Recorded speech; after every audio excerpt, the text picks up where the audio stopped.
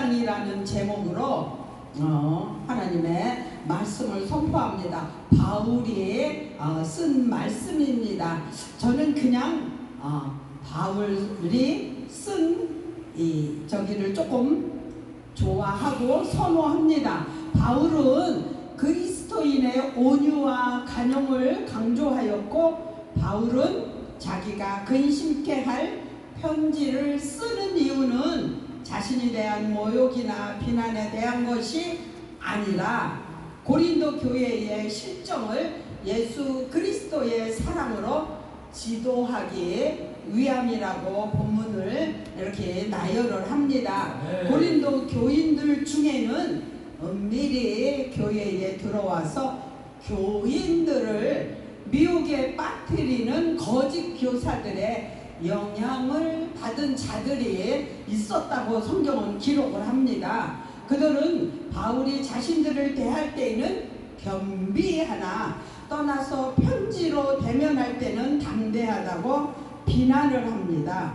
바울이 멀리서 그들에게 편지를 쓸 때는 용감함을 보이지만 그들을 대하면은 애처로운 겁장이가 된다는 뜻입니다. 가끔 고상한 덕을 묘사할 때 사용되지만 본절에서는 나약한이라는 의미로 사용되어 경멸의 뜻을 지니고 있습니다. 담대한을 좋은 의미로 사용되었지만 여기서는 비겁한 자가 위험이 없을 때 뻔뻔스럽게 잘난 체 하는 모습으로 보이는 의미로 사용이 되었습니다. 바울의 대적들은 바울을 향하여 항상 세상적인 가치 기준과 동기에 따라 행동하며 철저히 인간적인 사고와 방법을 따라 행한다고 주장을 했습니다. 고린도 교인들의 비난에 대해 자신의 개인적 권위를 지키게 하기 위해 본장을 기술한 바울은 나 바울이란 말을 사용하여 복수적인 형태를 썼습니다. 에베소서 3장 1절에 이러함으로 그리스도 예수의 일로 너희 이방을 위하여 갇힌 자 된 나 바울은 그는 자신에게 부여되어진 어떤 직책도 내세우지 않고 순수한 모습으로 자기를 비난하는 자들을 향해 답변하고 있습니다. 자신의 직책과 위치에 따라서 자신의 인격이 판가름 날 수밖에 없는 세태 속에서 자신의 본연의 모습을 소개하기란 매우 힘듭니다. 그러나 바울은 자기의 권위를 침해하며 인격을 모독하는 자들을 위하여 그리스도의 온유와 관용으로 대했다고 성경은 기록을 하고 있습니다. 그리스도의 사도라면 어떤 경우에라도 이러한 태도를 보여야 한다는 바울의 신앙을 보여준 것이라고 할 수 있습니다. 이 점은 예수 그리스도께서 우리 인간들에게 보여주신 성품이기도 합니다. 마태복음 11장 29절에 나는 마음이 온유하고 겸손하니 나의 멍에를 메고 내게 배우라. 그러면 너의 마음에 쉼을 얻으리니. 온유라 함은 자신의 앞에 부닥치는 어떤 역경이라도 참고 사명을 감당하는 예수의 모습에서 발견할 수 있는 성품이라고 할 수 있습니다. 관용은 다른 사람의 사정을 생각해서 친절한 판단을 내리는 것을 말합니다. 자기를 무시한 자에게 악의를 품지 않는 성품을 말합니다. 성품은 곧 온유에서 나왔고 온유한 자로 선악을 구분할 수 있으며 악을 미워하지만 분노를 앞세우기보다는 긍휼히 여길 수 있는 사람이어야 합니다. 이는 그리스도의 종이 지녀야 할 기초적인 성품이기도 합니다. 우리 모두도 이와 같은 성품을 소유한다면 우리들이 속한 가정과 사회, 교회의 불균형과 모순, 다툼이 있다 하더라도 그것을 아름답고 화목한 새로운 환경으로 만들 수 있습니다. 아멘. 요 말씀에 비추어 볼 때 제가 가지고 있는 양심에 찔림이 옵니다. 할렐루야. 얘기하자. 근데 다 여기서 공개할 수는 없고 내가 하나님 앞에 은밀하게 기도를 할 겁니다. 할렐루야. 그래도요, 저 개인적으로 뭔 일이 있었어요? 감사한 일이 있었습니다. 제가 그렇게 아프고 억울하고 속상하고 막 이럴 때 하나님은 저를 만나 주시더라고요. 네. 그래서 내가 계획하지 않은 회개를 하게 만드셨어요. 그것도 한 번도 아니고 2번씩이나. 그래서 저는 개인적으로 감사합니다 했습니다. 비록 미워하고 죄는 있었지만 그로 인해서 하나님은 날 버리지 않고 나를 찾아와 주셔서 깨닫게 하시고 내가 원한 건 아니지만 내 입으로 회개하게 하신 하나님의 사랑을 다시 한번 체험을 했습니다. 그것만으로도 또 감사합니다. 누가복음 6장 29절에 내 입뺨을 치는 자에게 젖밤도 돌려대며 내 겉옷을 빼앗는 자에게 속옷도 금하지 말라. 아멘. 그들은 바울을 육체대로 행하는 자로 여겼습니다.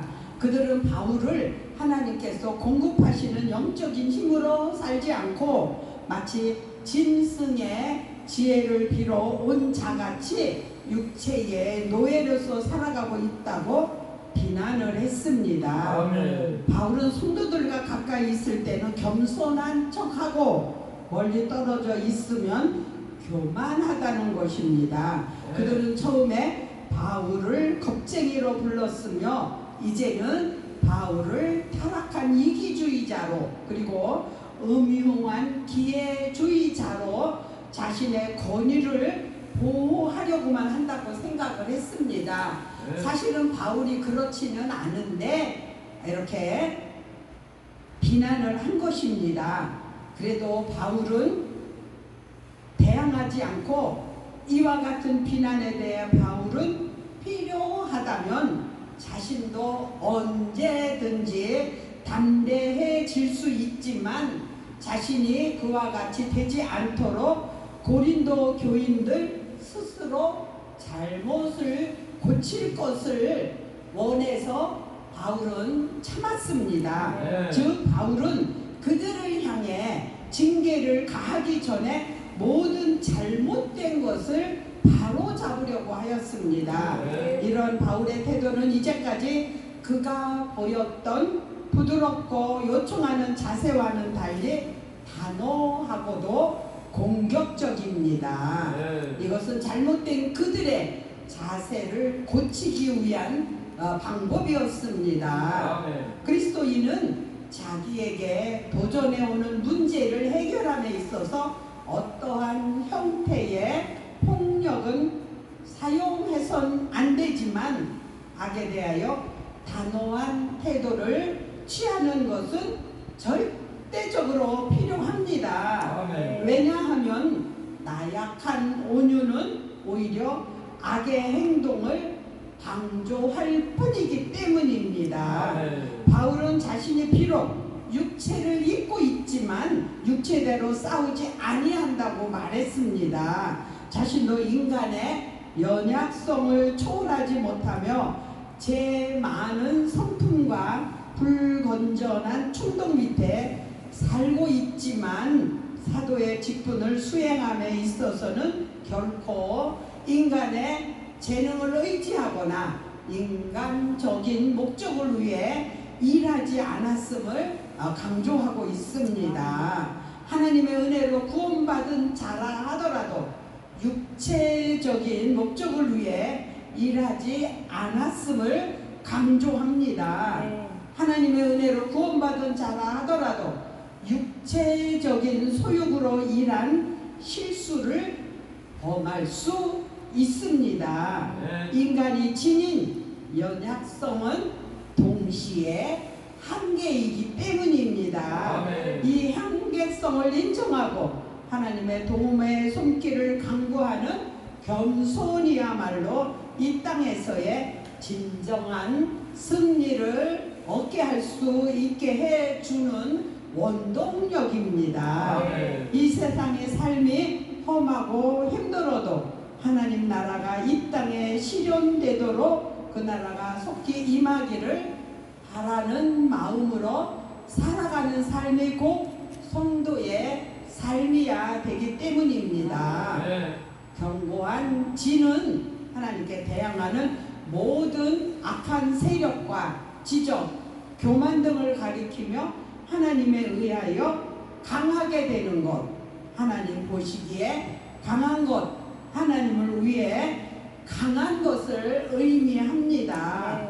바울은 인간의 재능과 능력으로 싸우는 것이 아니라 하나님에 의하여 되어진 하나님을 위한 초자연적인 능력, 진리, 사랑으로서 싸우는 것입니다. 우리는 우리 속에 잠재해 있는 죄의 세력들을 우리 스스로 제어할 수 없을 뿐 아니라 외부로부터 오는 제약의 세력들을 방어해낼 수 없습니다. 우리가 날마다 승리하기 위해서는 오직 하나님과 더불어 교제하며 그분께서 제공하시는 힘과 지혜를 소유해야 합니다. 이 세상 사람들을 미혹하는 허황된 궤변을 가리키는데 고린도 교회의 거짓 교사들의 궤변을 가리킵니다. 허황된 궤변에 젖은 사람들은 자신들만이 이 세상의 진리를 모두 깨친 것처럼 교만히 여겨 하나님을 대적하게 됩니다. 하나님의 능력은 이처럼 미혹에 빠진 인간의 어두운 눈을 뜨게 하여 잘못된 이론들을 깨우칩니다. 어리석은 인간들이 복음과 접하게 될 때 인간의 모든 사고와 사상들은 그 빛을 잃고 그리스도께 복종하지 않을 수 없습니다. 바울은 십자가의 도가 멸망하는 자에게는 미련한 것이요 구원을 얻는 우리에게는 하나님의 능력이라고 말합니다. 고린도전서 1장 8절에 있는 말씀입니다. 고린도전서 1장 8절입니다. 18절이요? 맞아요? 8절 맞아요. 8절이 맞는데요. 한번 보시오. 고린도전서 1장 8절. 맞아요. 이제 목사님 언젠가 하실 때 내가 이제 또 할 수가 있어요. 8절이야. 18절이요? 8절이라니까. 욕하지 마시오. 8절이 아니라. 다시 찾아볼게요. 내려가서 1절 18절 1장 18절이 맞아요? 네. 근데 왜 나 1장 8절이라 그랬대요? 그러나 저러나 부끄러움도 아니고 자랑도 아니고 내가 하나 고백할 게 있어요. 네. 우리 남편 장로님이 어느 날부터요 잠이 안 오는 것까지는 좋은데 뭐를 해요? 밤에 나와서요 엉뚱한 그 일이 아니야 엉뚱한 짓을 해. 네. 근데 나 개인적으로요 사단이 어쩌고 이런 걸 되게 싫어해요. 그리고 나는 그런 거를 사용을 안 했어요. 내가 가지고 있는 신앙이 좀 그런 쪽이었는데 아무래도 이 이상해요. 나와가지고요. 이상해서 가보면은요, 자기 방을요, 확 뒤집어놔요. 뭐하냐니까 뭐라 그래요? 약봉지가 없어졌대요. 약을 먹어야 되는데 약봉지가 없어졌대요. 그래서 내가 이따가 아무래도 누가 왔나 보다. 내가 속으로 내가 가장 싫어하는 이제 그게 왔나 보다. 내가 그러고 어떻게 해요? 이대로는 안 되겠다 싶어서 사역을 했어요. 우리 남편 장로님 이렇게 외소해요. 몸도 체격도 요만하고 키도 뭐 크지 않고 이러니까 내가 이제 처음에 첫날 사역은 딱 서서 그냥 이렇게 했어요. 악한 사단아, 예수 이름으로 명하노니 물러가라 이제 이러고 했더니요, 가만히 있더라고요. 그냥 이렇게 뭐 머리도 손도 대지도 않고 그냥 서서 손만 이루고 그냥 했어요. 그래서 그냥 또 지나가더라고요. 근데 2, 3일 있다가 또 그래요. 그래서 그때는 내가 안 되겠다 싶어서 머리를 짓눌렀어요. 나가라고. 그랬더니요, 머리 쓰대. 걔도 내 머리를 몰랐나 봐. 어떻게? 시하러 간대. 그래서 내가 어이구 요거 끼쓰네. 내가 너를 보내면은 이제 못할 것 같아서 알았다고. 그래서 얼른 화장실에 가서 요만한 이제 통이 하나 있었어요. 그걸 갖다 주면서 여기다 해라 그랬어. 방에서. 거짓말인 줄 알았어요, 나는. 그랬더니 진짜 하대. 그래서 얼른 받아다가 이제 다시 이제 버리고는 끝을 봐야 되잖아요. 그래서 다시 들어왔어. 그랬더니 막 몸부림하더라고. 그래서 내가 그냥 몸이 애소하니까 나도 그럴 때는 힘이 생기대요. 막 밀어붙였어. 그냥 나가려고 그러니까 나가면 안 되잖아. 그래가지고 막 짓 누르고 막 사역을 했어요. 그래서 그대는 또 넘어갔어. 근데 이제 3번째를 했는데 엊그제야. 엊그제 뭐라 그래요? 대표 나한테 평소에 우리 남편 장로님이 그런 사람이 아니잖아요. 근데 이제 막 서서 나한테 막 덤벼. 그래서 내가 이게 더 강한 게 들어왔나? 겁없이 나한테 덤벼? 내가 이제 나도 속으로 그러면서 서 있는 상태에서 나한테 덤비니까 내가 그냥 막 짓눌렀어. 그랬더니 안 되겠나 보지? 그대로 그냥 수그러들더라고요. 근데 어디 가서 내가 뭔 소리를 들어요? 어떤 목사님이 나같이 사역을 했는데 그 귀신이 들린 사람이 사단아 물러가라 한 목사님한테 이러고 하더래. 너한테 있는 예수님은 떠나갔다 그러더래.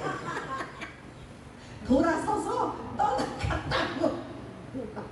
그래서 내가 있다가 나는 그러진 않고 나한테 막 덤비더니 그냥 그대로 내가 승리했는데 사단도 그걸 아나 보다. 그래도 나도 그 영역이 좀 있는 사람이네. 할렐루야. 그래서 네, 그 소리를 들으니까 나도 좀 도움이 되더라고요.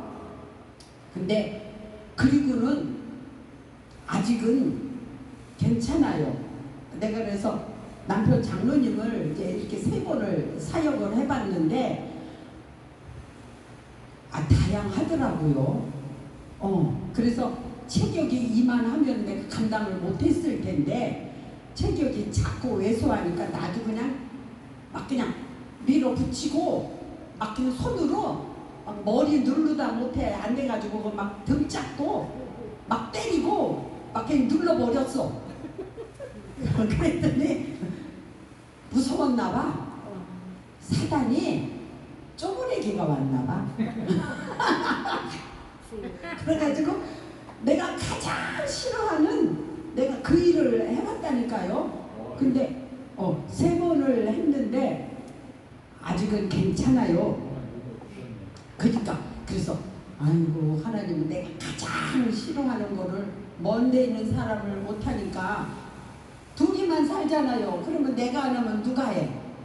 아 하나님이 또 몰아붙여서 나를 또 이런 거를 하게 하셨네. 그래서 그냥 뭐 부끄러움도 아니고 흉도 아니고 자랑도 아니고 실제 있었던 일을 그냥 은혜가 되고자 나눴습니다. 우리가 인간의 지성은 절대적으로 무시하는 것은 아닙니다. 하나님의 감격은 인간의 지성과 감정마저도 지배하는 능력으로서 이 세상 사람으로 하여금 존재의 이유와 의미를 발견하게 하고 생각하게 하며 움직이게 하는 힘입니다. 우리로 생각할 수 있게 하시는 하나님의 능력에 복종하며 그 뜻을 찾으며 그 뜻을 실현시켜 나가는 삶이 우리에게 원하는 것입니다. 출애굽기 19장 5절에 세계가 다 내게 속하였나니 너희가 내 말을 잘 듣고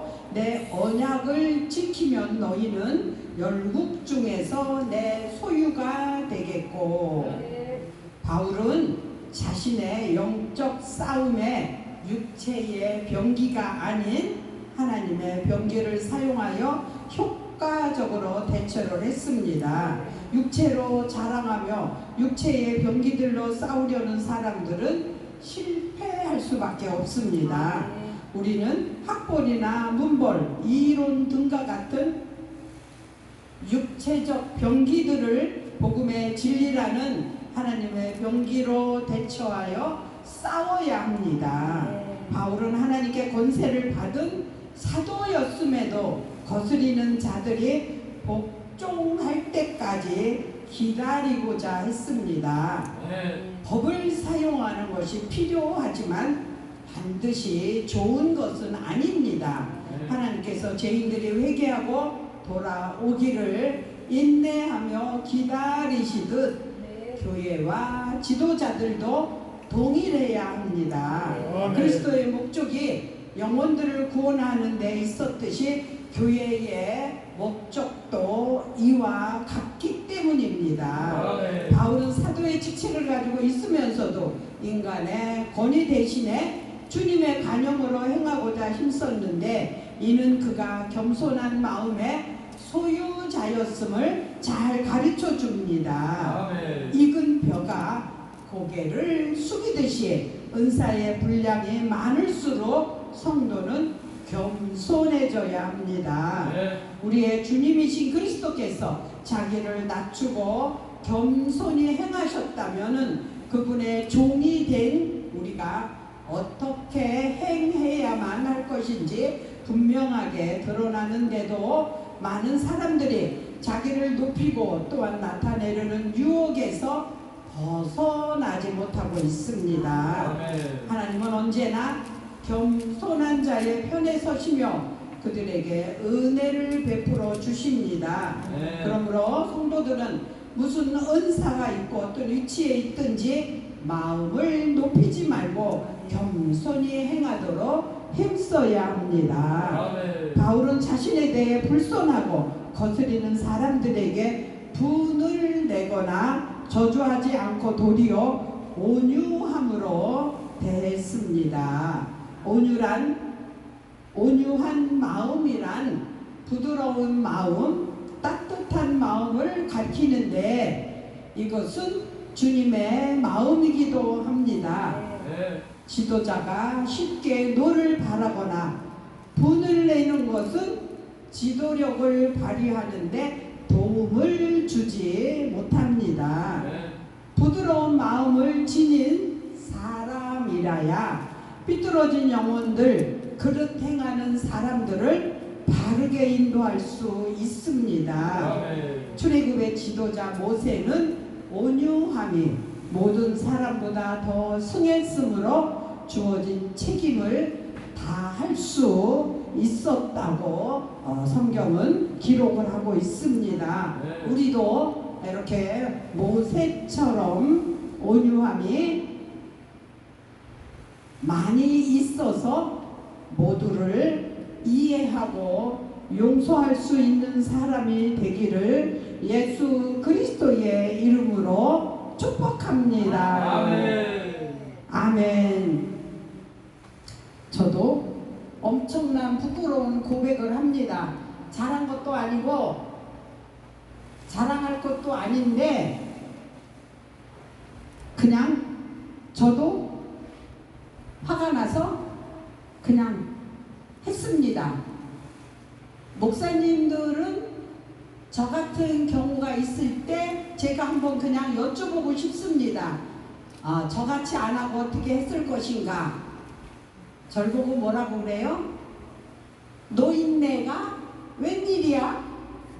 전철 안에서 만났는데 그 목사님은 68이고 나는 74이고 근데 전철 안에서 그러니까 내가 뭐라고 할 수가 없잖아요.